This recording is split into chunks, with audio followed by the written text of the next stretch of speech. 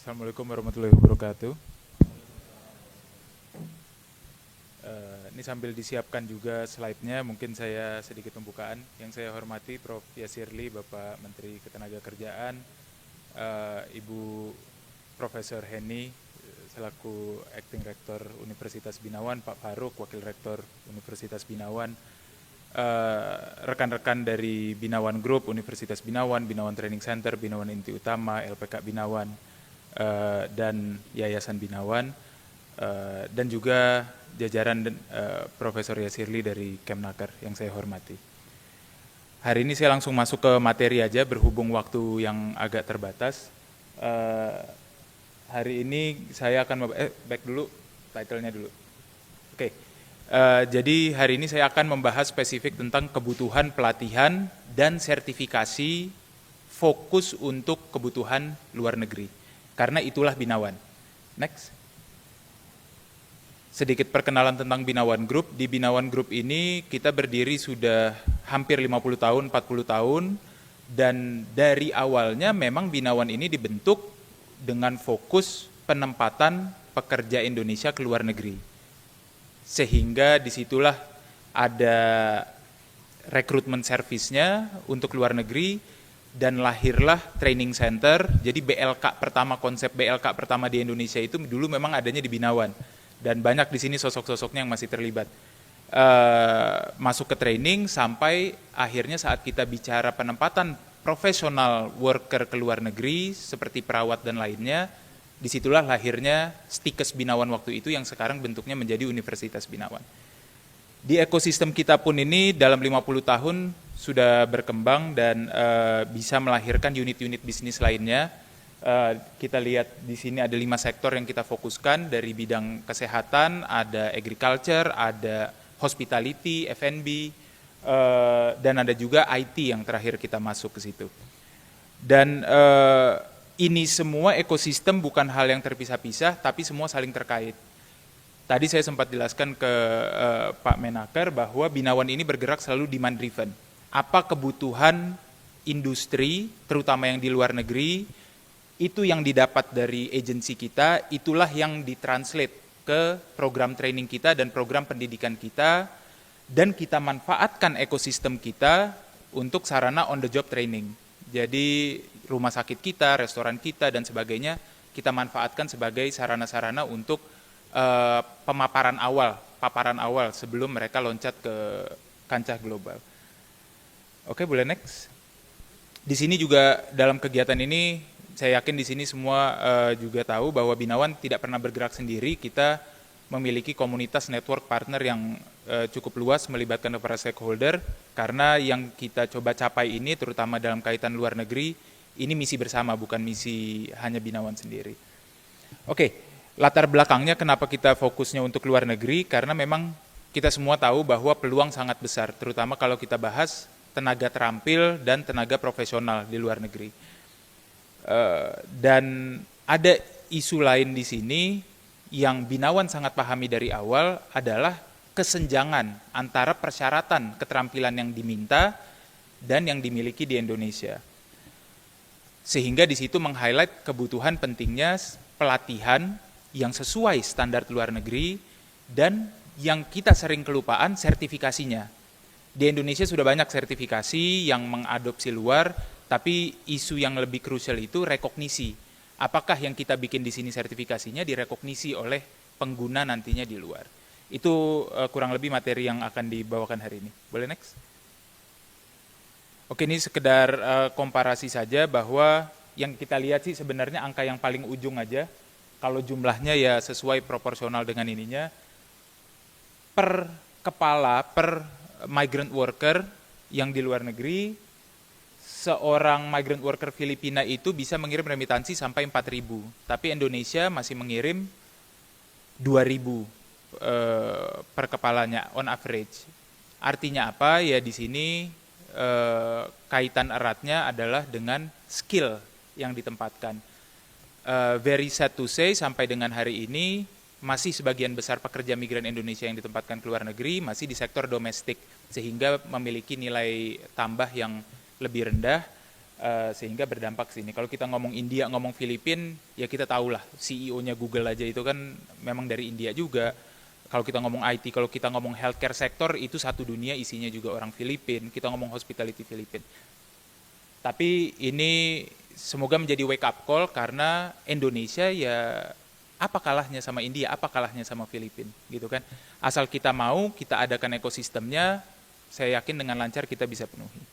Boleh next?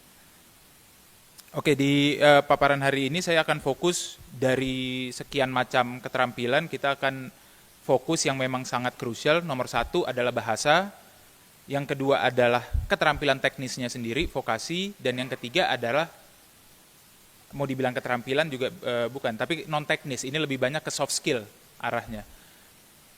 Tapi juga kita nggak lupa bahwa bukan hanya pelatihannya, tapi again sertifikasinya. Next. Oke, sekarang kita masuk ke bahasa. Yes. Oke, ya, kebutuhan bahasa ini kalau kita ngomongin luar negeri bukan hanya cerita untuk di sana bisa ngobrol, tapi saat kita masuk ke pelatihan standar luar negeri, standar internasional, saat kita masuk ke sertifikasi, ya semua kuncinya ada di bahasa. Bagaimana perawat kita, contoh nyata dari Binawan, bagaimana perawat kita bisa lulus ujian NCLEX di Amerika kalau pertanyaannya aja nggak paham, gitu kan. Jadi bahasa sangat kunci, apalagi untuk mereka bisa survive di sana. Dan sebagian besar negara kalau kita bahas tenaga terampil dan profesional, itu bukan hanya minta sertifikat keterampilan, tapi juga diminta sertifikat bahasa, yang kita tahu nanti bentuknya adalah IELTS, TOEFL, dan sebagainya. Dan bahasa juga penting kalau kita membahas untuk endurance dan longevity di sana, bagaimana mereka bisa bertahan, bisa bersosialisasi untuk minimalisir resiko. Di dunia pekerja migran Indonesia, kalau kita sering dengar kasus-kasus di tempat kerja masalah, dipulangkan dan sebagainya, coba ditelusur, sumber inti utamanya adalah ketidaksiapan. Ketidaksiapan bukan hanya keterampilannya, tapi ketidaksiapan bahasa. Saat tidak bisa berkomunikasi dengan lancar, tidak bisa memahami tuntutan perusahaan, di situ masalah mulai timbul, ketidaknyamanan, dan akhirnya berujung pemulangan. Oke, next. Ini sekedar gambaran aja, mulai dari beda-beda sektor, ada mulai dari level operator, sampai kita masuk ke spesialis IT dan tenaga kesehatan. Untuk yang belum familiar, ini levelnya SAFER namanya, kita pakai A1, A2, B1, B2, C1, C2. Itu level-level kemampuan bahasa yang sudah standardized. Kebutuhan paling rendah itu A2. Kalau kita bahas A2 ini, almost bahasa apapun, itu kebutuhan sekitar 4 bulan intensif. Kalau kita ngomong B1, itu sekitar 6-8 bulan. Kita ngomong B2, itu 8-12 bulan. Pelatihan intensif dormitory base, itu yang kita sudah praktekkan di LPK Binawan dan alhamdulillah berhasil. Ini level-level kebutuhan bahasanya, boleh next. Ini gambaran aja, kalau tadi mau lihat A2 itu setara IELTS 3,5 atau TOEFL itu 430. Kalau kita udah ngomong B2, kalau perawat nih ke Eropa, ke Australia dan lain-lain, itu udah ngomongnya B2 semua. Australia malah C1, dan itu udah ngomong IELTS 7, 7,5, kalau Eropa itu 6, 6,5. Oke, next. Jadi ini untuk meng-highlight pentingnya kebutuhan bahasa. Nah, ini beberapa contoh jenis-jenis sertifikasi bahasa yang dibutuhkan untuk yang bahasa Inggris, bahasa Jepang, Korea, Jerman, dan sebenarnya banyak bahasa-bahasa lain dan sertifikasi serupa. Yang penting adalah rekognisinya dari negara tujuan. Kenapa Filipina bisa dengan mudah tenaga kerjanya itu diserap ke luar negeri? Karena memang dari pemerintahnya itu sengaja, secara aktif, secara sadar mendatangkan si pelaku-pelaku sertifikasi ini, provider-provider ini, ayo bikinnya di Filipina. Sampai kita di hari ini, saat orang Indonesia mau menjadi perawat ke Amerika, kita mau kemana? Terbang dulu ke Filipina. Kita ujian dulu di Filipina, baru kita bisa lanjut kemana. Indonesia punya bargaining power yang jauh lebih kuat dari Filipina. Kalau kita ada kemauan, saya yakin ini kita bisa adakan. Boleh next. Oke, kita masuk ke keterampilan teknis dan juga sertifikasinya. Oke, ini kita udah masuk ke ranah qualification framework, ke kerangka kualifikasi. Di sini, kalau agak sulit dipahami, ini adalah job-job atau profesi-profesi yang memiliki shortage paling besar di negara-negara Eropa ini. Kalau kita lihat dari jobnya, angka di sebelah kanan ini adalah level-level job-job yang dibutuhkan dengan kebutuhan paling tinggi. Dari job-job ini semua yang kita kotakin, sebagian besar itu berada di level qualification framework-nya di level 3 sampai level 5. Kalau S1 itu qualification level 6. Kalau profesi 7. Dan ini di level 3 sampai 5. Artinya kita ngomongin D1, D2, D3. Inilah kebutuhan shortage terbesar di dunia, gitu ya. Tapi jangan salah, di luar negeri nggak selalu sama kayak di Indonesia. Untuk mencapai D1 bukan artinya harus masuk ke pendidikan tinggi, tapi melalui pelatihan itu pun bisa menghasilkan diploma yang setara D1. Udah masuk ke level 3 juga. Boleh next nih supaya disetarakan aja. Kalau kita bahas level 3, 4, 5 standar Eropa, di Indonesia di KKNI-nya itu ya tadi D1, D2, D3. Sedangkan kalau kita lihat profil pendidikan di Indonesia nih udah tamatan SMA pendidikan tinggi ya. Sebaran paling luas itu ya masih di S1 gitu kan. Sampai 70% itu orang kita langsung loncat ke S1. Nggak ada yang tertarik masuk ke D1, masuk ke D2, D3 masih lumayan lah. Padahal D1, D2 inilah yang kebutuhan paling besar di dunia. Di Indonesia memang banyak kalau kita ngebahas tenaga vokasi itu antara satu ekstrim otodidak, atau yang bagusnya itu mereka masuk ke pelatihan gitu kan. Yang perlu kita antisipasi untuk keperluan rekognisi di luar negeri, kadang-kadang sertifikasi pelatihan itu kalau kita tidak secara kualifikasi, kerangka kualifikasi tidak bisa digambarkan bahwa ini setara dengan level 3 atau level 4, mereka akan anggap orang kita level 2 semua. Contoh anekdot, kita baru saja tahun lalu kedapatan permintaan besar dari Korea untuk tenaga las, tukang cat, tukang listrik. Tiga-tiganya ini di Indonesia anak SMK sebenarnya udah ada, hanya tinggal perlu sertifikasi tambahan. Tidak bisa dipenuhi dari Indonesia karena menurut mereka untuk tukang listrik, tukang cat, tukang las harus bahasa mereka itu lulusan harus punya diploma. Gak ada di Indonesia diploma tukang cat, gitu kan. Gak ada diploma tukang listrik ya, masih D3 adalah. Cuma tukang cat, tukang las mereka ini kan SMK, dan di kita cukup gitu. Karena yang penting sertifikasinya, nanti mereka masuk ke 3G, 6G dan sebagainya. Sampai hari ini tidak bisa tembus untuk yang tukang cat dan tukang listrik. Karena mereka tidak mau mengakui SMK itu adalah setara dengan level 3 atau level 4. Oke, next. Jadi ini ada satu effort yang saya rasa perlu dilakukan. Waktu itu saya sempat paparkan ini ke Diksi sebenarnya, Direktorat Jenderal Vokasi saat masih ada, bagaimana mereka bisa mengakomodir lulusan SMK itu untuk diakui setidaknya udah sampai level 3. Jangan disetarakan dengan anak SMA, karena mereka kan memiliki keterampilan vokasi yang lebih. Oke, balik lagi ke sini, kalau kita bahas keterampilan bukan hanya pelatihannya, tapi again sertifikasinya dan rekognisinya, itu yang dibutuhkan di luar negeri. Dari pengalaman kita, seluruh mitra-mitra kita yang datang ke sini, ujian keterampilan orang kita 100% top chair. Ya enggak 100%, 80% lah. 20%-nya perlu poles-poles.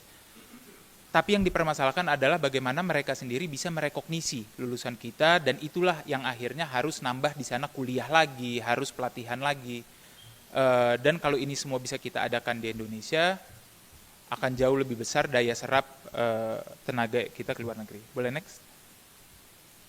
Oke, ini yang terakhir, kita masuk ke keterampilan non-teknis yang sangat sering disepelekan, tapi ini yang jadi malapetaka kalau tidak dipersiapkan.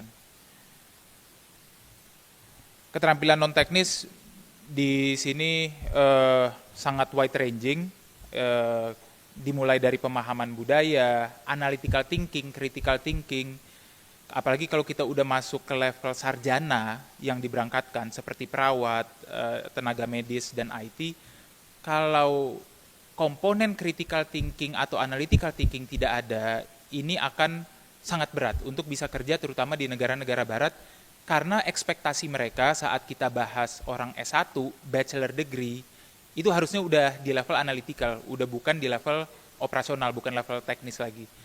Sedangkan masih sayangnya banyak mungkin budaya pola didik kita dari pendidikan dasar sampai menengah sampai atas itu yang kebawa lah polanya yang masih disuapin, sehingga ini jadi sesuatu yang perlu kita persiapkan lebih jauh. Oke, saya yakin di sini juga karena sebagian besar di atas Gen Z, jadi kita sadari bahwa isu kemandirian, isu disiplin, sikap itu sangat perlu dibangun lah dari orang-orang ini. Oke, boleh next. Oke, lalu tantangannya apa? Nomor 1, yang paling penting bukan hanya pelatihannya, tapi kesiapan sumber dayanya.